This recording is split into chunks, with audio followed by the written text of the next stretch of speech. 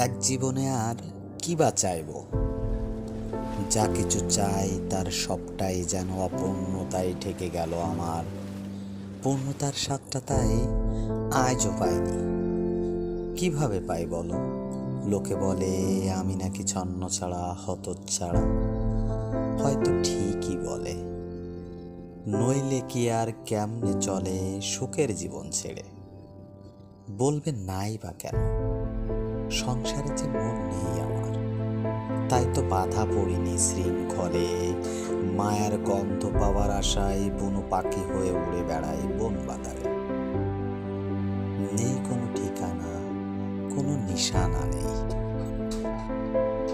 তাই তো এই ছন্ন ছাড়া জীবনই বারবার এসে ধরা দিয়েছে।